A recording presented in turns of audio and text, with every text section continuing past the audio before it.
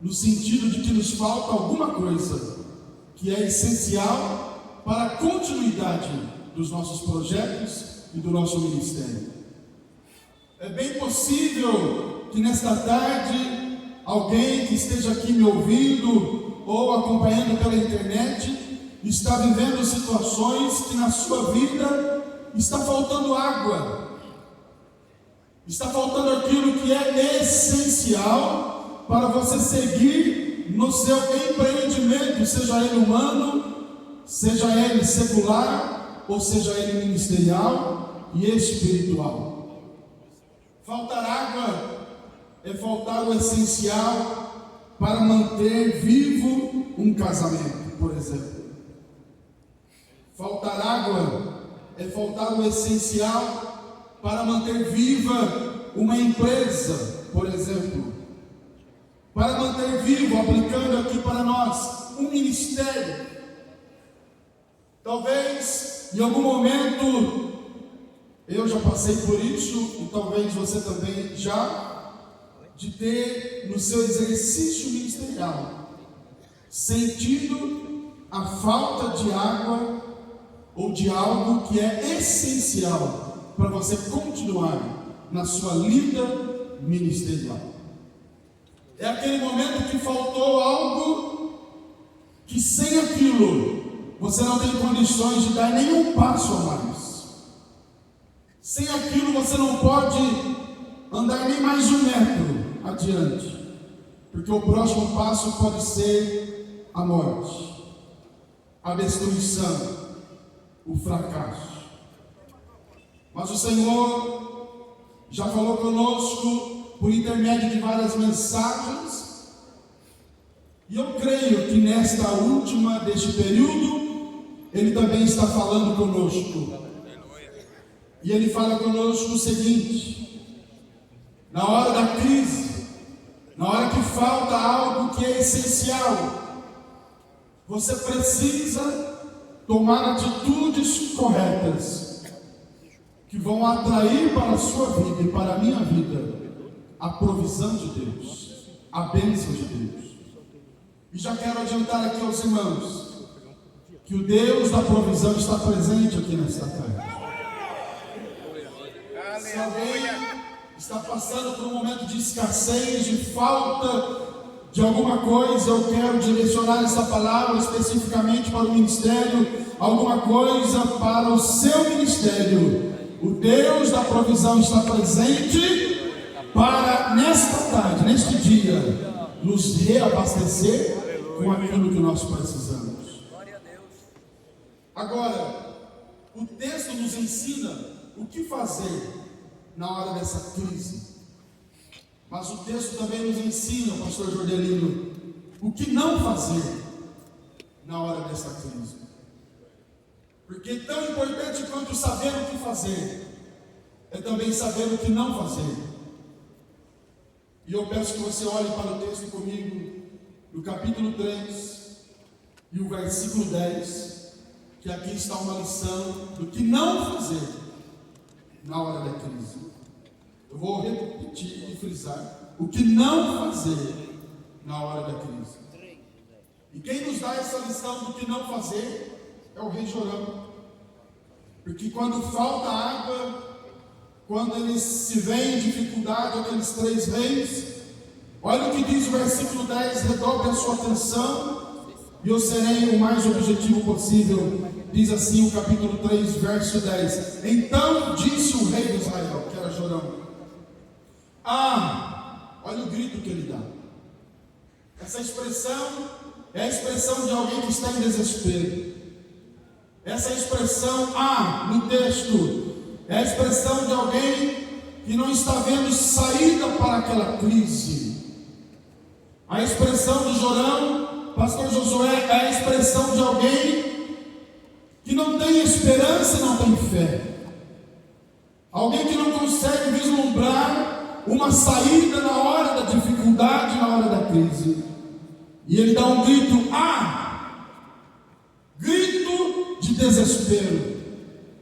Agora, irmãos, este grito que ele dá é seguido de uma afirmação mentirosa.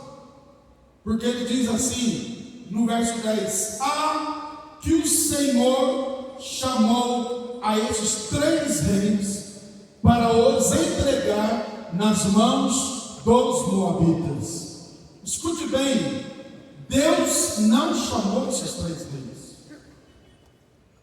Este não era um projeto de Deus. Este era um projeto de Jorão, de Josafá, e com a ajuda também do rei de Edom. Não há aqui uma ordem expressa da parte de Deus para que eles façam isso. Isso nos ensina algo muito importante. Às vezes, na hora de crises que enfrentamos, nós entramos em desespero, demonstramos a nossa falta de fé e confiança no Senhor, e ainda mais, culpamos a Deus. Transferimos para o Senhor a culpa daquela situação difícil que estamos vivendo. Foi o que Jorão fez. Ele dá um grito de desespero, e ele diz que foi o Senhor que chamou eles, e que os entregou nas mãos dos moabitas.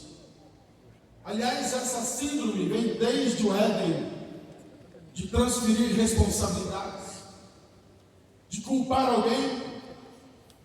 Ora culpamos a família, a esposa, ora culpamos o pastor, ora culpamos o patrão, o irmão, a irmã, a igreja, ora culpamos o próprio Deus com as nossas atitudes, que demonstram falta de fé e desespero.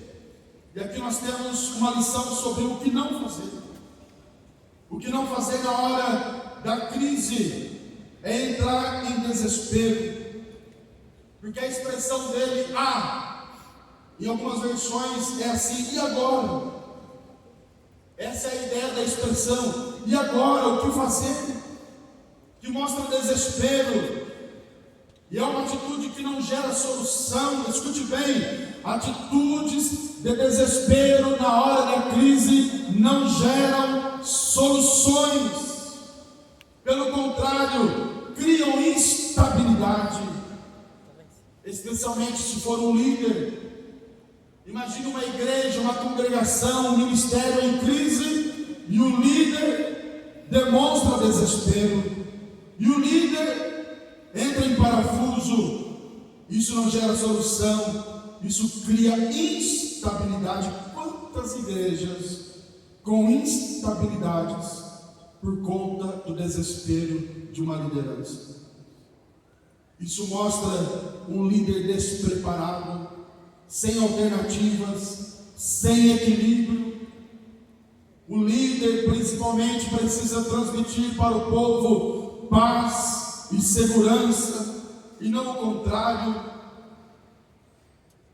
Quantos líderes que na hora da crise usam as seguintes frases: isso é muito difícil, isso não vai dar certo, esse projeto da igreja, do pastor é muito complexo, não é para nós.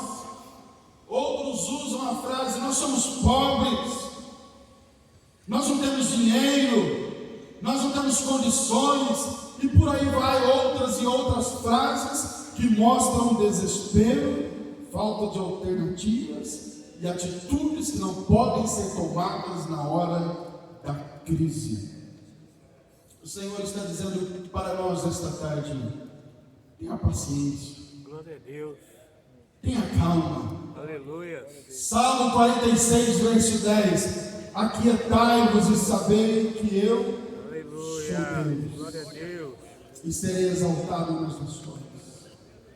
O Senhor está dizendo para você nesta tarde: aleluia, acalma o seu coração, glória. tira da sua boca. Aleluia.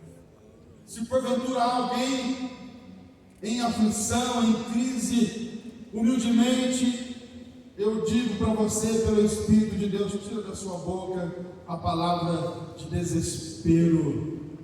Confia no Deus que tudo pode. Aleluia. Quantos confiam nesse Deus? Levante uma das suas mãos e dê glória a Deus. Glória a Deus. Bendito é o teu Não nome. quero emocionar ninguém, até porque vocês são maduros. e não cairiam nessa. Mas eu quero só que você me ajude, dizendo para quem está ao seu lado: Deus está no controle. Diga para essa pessoa: Deus está no controle da situação. Ele continua no trono. Por pior que seja a crise, a dificuldade, Deus está no controle. Quantos creem assim, glorificam o nome do Senhor. Jorão é o retrato do homem sem visão, desesperado, sem alternativa. Ele representa bem a pessoa que só reclama, só murmura, mas não busca soluções. Lembra de Geazi? Acordou e viu o exército inimigo da Síria cercando lá a casa do profeta e ficou desesperado, ficou aflito e disse para o seu senhor Eliseu: ai meu senhor, o que faremos? Isso é falta de opções, é desespero, desequilíbrio. Mas o profeta disse para ele: não temas, mais são os que estão conosco do que os que estão com eles. Aleluia, glória a Deus. E a Bíblia diz que o profeta Eliseu orou por Geazi e a oração foi: Senhor, abra os olhos deste mundo. Aleluia, glória a Deus. Quantos creem que o Senhor está aqui para abrir os nossos olhos? Abra os olhos, veja mais adiante, veja além da crise. E os olhos dele foram abertos e ele viu ali um exército de cavalos, carros de fogo em redor da casa de Eliseu. Geazi teve a visão aberta, ampliada, maximizada, e o Senhor quer também abrir a nossa visão. Mas Jorão viu o pior, só enxergou a morte, a destruição. Ele não viu solução, não viu saída, ele só viu desgraça, ele só viu derrota.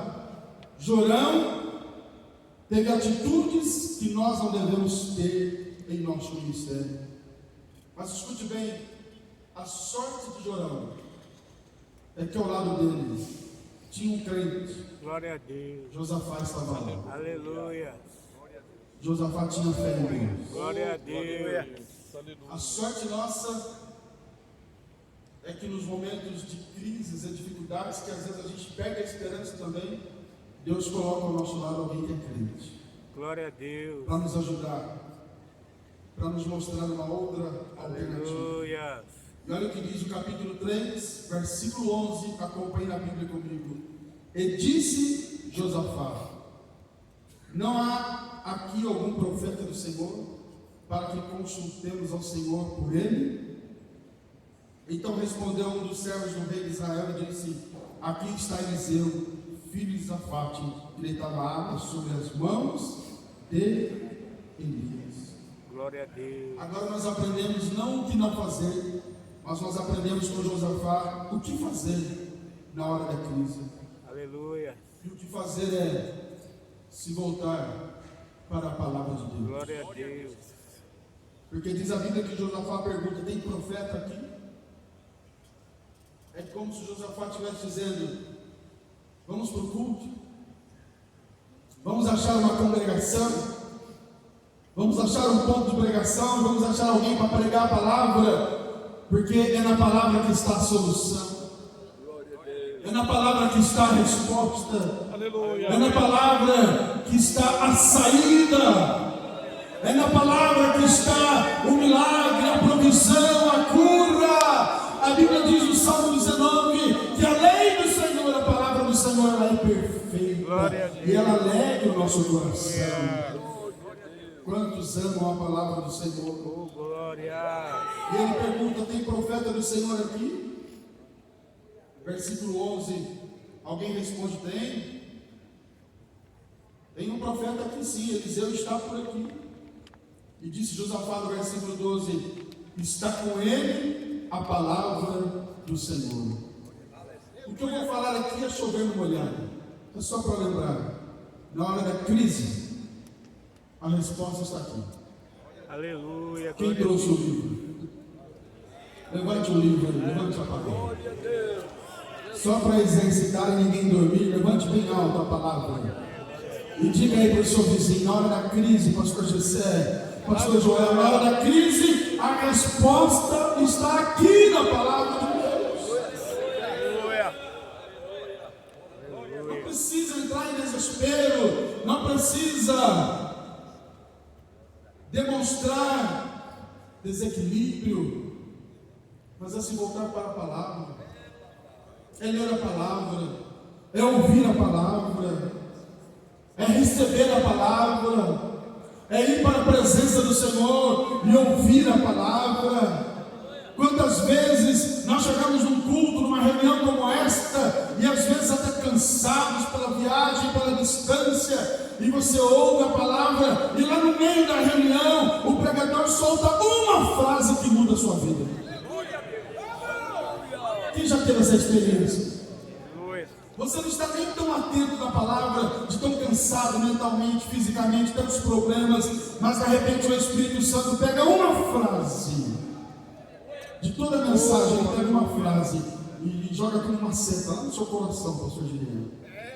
E você sai daqui renovado pela palavra de Deus. Se você puder, levante as duas mãos para o alto e diga: a palavra está aqui. Diga bem alto: a palavra está aqui. Ela é viva, ela é eficaz, ela é mais penetrante que espada alguma de dois gumes. Ela vai até a divisão da alma e do espírito. Ela é capaz de discernir os pensamentos, as intenções. A palavra de Deus, ela abre o caminho para nós passarmos. Glórias, aleluia, Deus. Glórias. É por isso que a gente tem que priorizar a palavra, né? Aleluia. Graças a Deus que Belém é casa de pão. Glória a Deus. Nossos cultos têm palavra. Tivemos um final de semana agora abençoado lá, Santa Ceia, reunião de obreiros, escola dominical, culto à noite ontem, depois do culto viemos, mas foram 4 trabalhos assim seguidos de palavra. E a gente sai fortalecido, pronto para caminhar mais um pouco. Então, diz o texto, no versículo 12, que Josafá então diz: está com ele a palavra do Senhor. Então o rei de Israel, Josafá e o rei de Edom desceram a ele. Mas olha o versículo 13, irmãos. Mas Eliseu disse ao rei de Israel: que tenho eu contigo? Vai aos profetas de teu pai, aos profetas de tua mãe. Quando Eliseu vê, chegando ali até a sua casa, Jorão, filho de Acabe, o perseguidor dos profetas, filho de Jezabel, assassina de profetas, perseguidora de profetas, Eliseu, que não era politicamente correto, não tinha medo de perder a agenda, ele só olhou para Jorão e falou: o que eu tenho contigo? O que você está fazendo aqui, cara? Por que você veio aqui? Vai procurar os profetas do teu pai. Glória a Deus. Eliseu nos mostra que ele era firme, né, de personalidade. Não era alguém de fazer politicagem, porque o obreiro tem que fazer politicagem. Tem que tratar todo mundo bem, respeitar, mas sem fazer politicagem. Glória a Deus. Tem gente que quando vê rei, mesmo que seja Jorão, ele faz politicagem, né? Mas Eliseu era firme. Falou: não tem nada contigo não, o que você está fazendo aqui? Vai procurar os profetas do teu pai e da tua mãe. Aí mais uma vez Jorão mente. E ele diz assim: não, mas aqui foi o Senhor que nos entregou nessa situação, foi o Senhor que nos colocou nessa fria. Foi Deus que nos entregou para a gente morrer na mão dos moabitas. Mais uma vez mentindo, transferindo culpa para Deus. Mas aí Eliseu dá uma amansada, uma tranquilizada, e diz assim no versículo 14: vive o Senhor dos exércitos, em cuja presença estou, e se eu não respeitasse a presença de Josafá, rei de Judá, eu nem olharia para a tua cara. Olha que palavra eu estou. Eu nem olharia para ti. E eu só vou olhar para você. Eu só vou atender vocês. Porque Josafá está aqui. Glória a Deus. Aonde tem um crente, irmãos, Aleluia. as coisas mudam. Glória a Deus. Aonde tem um obreiro crente, as coisas mudam. Glória a Deus. Bendito seja o nome do Senhor. Vamos em Em frente. nome de Jesus. E ele então resolve atender a situação. E olha só, mais uma aplicação interessante. Eliseu diz assim: traga o músico, traga o arpista, traga o tangedor. Se fosse hoje, traga o tecladista. Chama o músico. E a Bíblia diz que o músico começou então a tocar. E veio sobre Eliseu a mão do Senhor. Essa parte aqui é interessante, não vou me deter muito, mas apenas dizer algo aos irmãos. Por que trazer o músico? Como músico na igreja, eu vou defender um pouco os músicos. Por que trazer o músico? Porque música muda o ambiente. Sim ou não? Sim. Às vezes a gente está triste, quer alguma música para dar alegrado. Às vezes está com saudade, quer ver alguma música. Às vezes eu viajo com meu pai lá para Minas. E vou confessar o pecado dele. Fala meu não. Meu não. E vou dirigindo ele do lado, ele é mineiro. Aí eu propositadamente eu coloco algumas músicas relativas a Minas Gerais, alguns hinos antigos. E eu dou uma olhadinha assim e vejo que ele está chorando. Eu vejo que ele está chorando assim, às vezes, com o olho cheio de lágrimas, porque daqui a pouco ele começa a contar essa história, né? De no ano tal, do meu avô, da minha avó. Porque a música ela vai mudando o ambiente, ela vai trazendo memórias boas. A música, ela muda o ambiente. E o que eu quero falar para os irmãos é o seguinte: o ambiente estava pesado, chorando estava ali. Inimigo do povo de Deus. Estava um ambiente tenso. Eliseu falou para ele: eu não vou te atender não, eu quero ver você aqui. Mas por causa de Josafá, eu abri uma exceção. Mas precisava mudar o ambiente. O que eu quero dizer para os irmãos é que às vezes a bênção de Deus está demorando para chegar na nossa congregação, no nosso ministério, porque o ambiente está pesado, está carregado. Tem que mudar o ambiente. Mudar o que, pastor? Aí você que aplica onde for necessário. Às vezes é mudar até gente que está do seu lado. E tem gente que está do nosso lado, pastor Eliane, que deixa o ambiente pesado. Você conhece alguém assim? Você faz uma reunião, pastor Leles, e vai todo empolgado, cheio de projeto, cheio de alegria. E quando você coloca o projeto na mesa e vai falar, o camarada é um chorão na vida. Ele só abre a boca para reclamar. Não, pastor, vai dar certo não. O povo lá é muito pobre. Lá nunca deu certo. Eu assumi uma congregação uma vez e tinha a escola dominical, mas bem fraquinha. E eu sempre gostei muito da escola dominical. Desde os 12 anos eu comecei a dar aula na escola. E eu assumi a congregação, e a congregação tinha a escola dominical bem fraquinha. E era só uma classe. Classe única. Aí eu chamei os obreiros e falei assim: olha, a partir do mês que vem nós vamos mudar isso aqui. Vai ter classe das irmãs, classe dos jovens, classe dos obreiros. Tem pouquinho, mas vamos começar. E vai crescer. Aí quando eu falei classe dos obreiros, aí um pastor falou assim para mim: pastor, falou assim: não, aqui não dá certo não. Eu falei: por que não dá certo? Não, nunca deu certo. Os obreiros aqui não vêm para a escola, nunca deu certo. Eu falei: mas vai dar certo agora. Mas como o senhor sabe que vai dar certo? Porque eu sou obreiro e eu sou o primeiro aluno. Então vai dar certo. E se você for o segundo, vai dar certo, melhor ainda. Hoje eu tenho que vir também? Vem, rapaz, vem me ajudar. E deu certo, e a escola cresceu, está uma bênção lá. Porque tem que mudar o ambiente.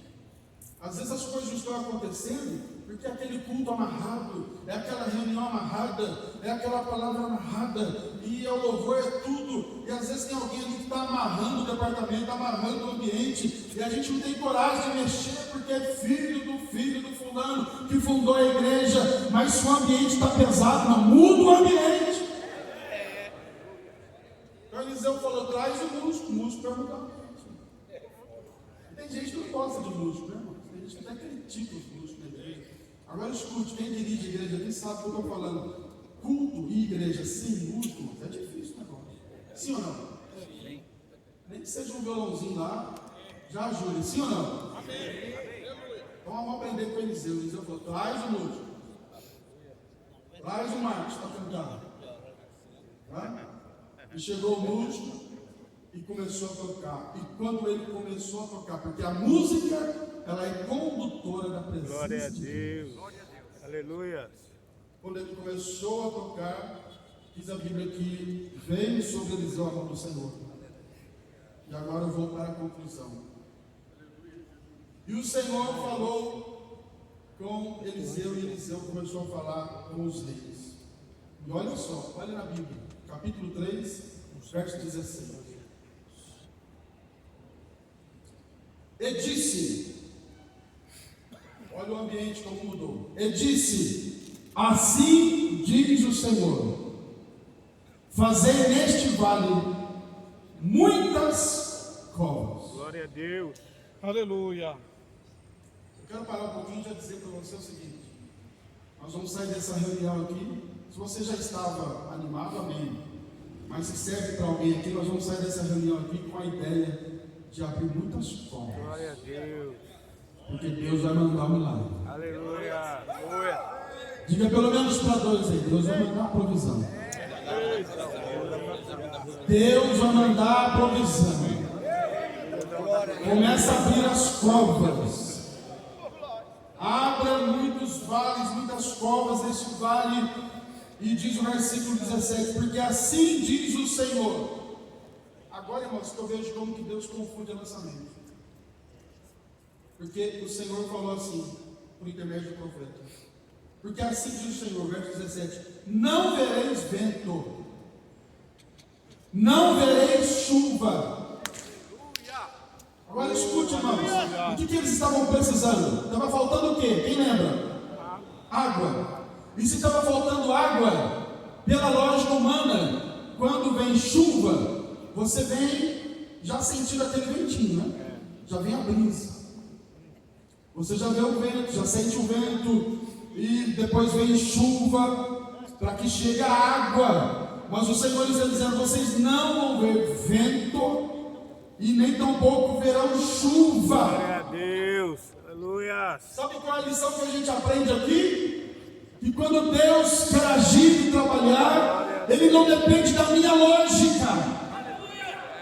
Eu vou repetir: quando Deus quer mandar a provisão, o milagre, Ele não depende da minha calculadora, da minha lógica, da minha estratégia. A estratégia é dele. Bendito o nome do Senhor. Glória. Glória a Deus. Vocês não vão ver vento, não vão ver chuva. Mas olha o que diz a parte B do versículo 17: todavia este vale se encherá de água. É assim que está escrito aí? Sim ou não? Sim. Não, irmão. Lê de novo. Espera aí. Todavia esse vale se encherá de água. É assim? Não. Todavia esse vale se encherá de tanta. Aleluia. Eu vou repetir: esse vale se encherá de tanta. É imensurável, é incontável, foge à lógica, sai da razão humana, é algo extraordinário.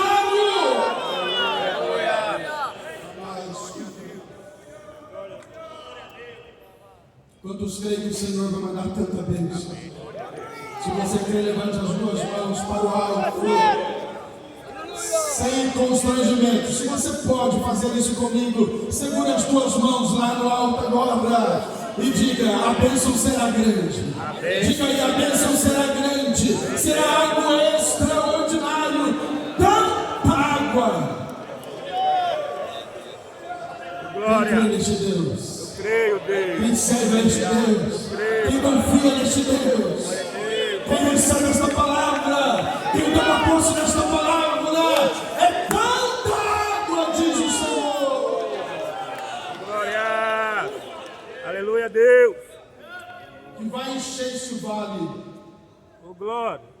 e beberá vós, vosso gado e os vossos animais. O que eles tinham falta? De água. E o que Deus está prometendo mandar? Tanta água. Agora escute, e aqui eu estou terminando mesmo. Responda aí. De maneira extraordinária, miraculosa. Sim ou não? Mas eu vou fazer uma pergunta, os irmãos já sabem a resposta. Quem que tinha que abrir os poços?